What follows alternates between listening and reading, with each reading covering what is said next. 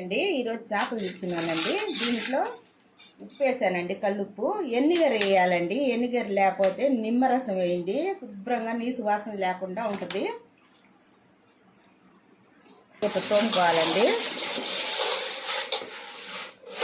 ఎన్నిగర వేసి ఉప్పు వేసి బాగా తోముకుంటే బాగా 10 నిమిషాల్లో తీసుకుంటానండి. నాకు చాలా గిలిగా ఉంటుంది, బాగా శుభ్రంగా తోముకుంటాను.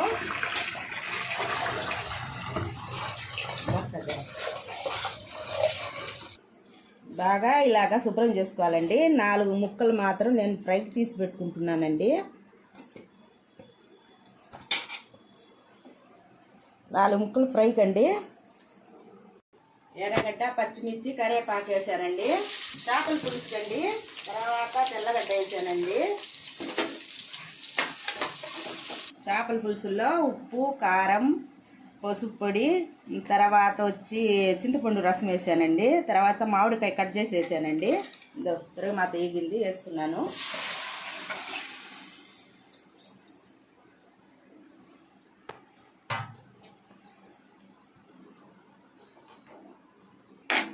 దీంట్లో ధనియాలు, మెంతులు, జీలకర్ర, ఆవాలు, కరివేపాకు వేసి పొడి కొట్టి పెడతానండి. నెల్లూరు చేపల పులుసు అంటే ఇదే ఫేమస్ అండి పొడి. మరింత వేసినా చేదు వస్తుందండి.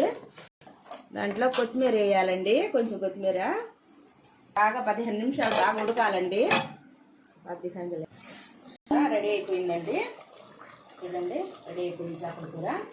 ఆఫ్ చేస్తున్నాను. ఇది వచ్చి చేపల ఫ్రైకి అండి.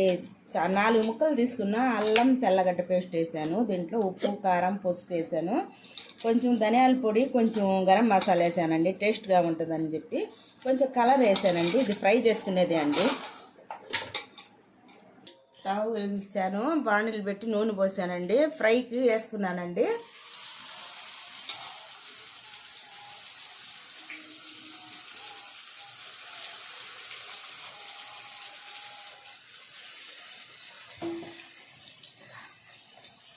సన్న మంట మీద బాగా ఫ్రై చేయమ్మా, ఎర్రంగా ఉండాలి ఆ ఫ్రై అని చెప్పి మా పాపకు చెప్పి నేను స్నానానికి వెళ్తున్నానండి.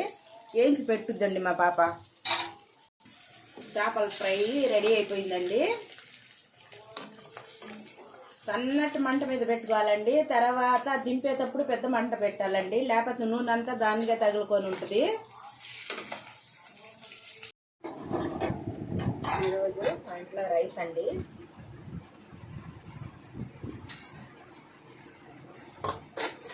చేపల ఫ్రై అండి.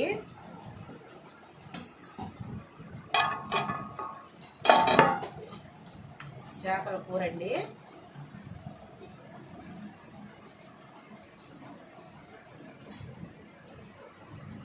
మామిడికాయ ముక్కండి. మరింత వేసుకుంటే మరింత వేసుకున్నారు అంటున్నారు కదా మళ్ళీ అందరూ. దానికోసం అది ఒక ముక్క, ఇది ఒక ముక్క వేసుకున్నానండి. చేపల కూర నాకు చాలా ఇష్టం అండి.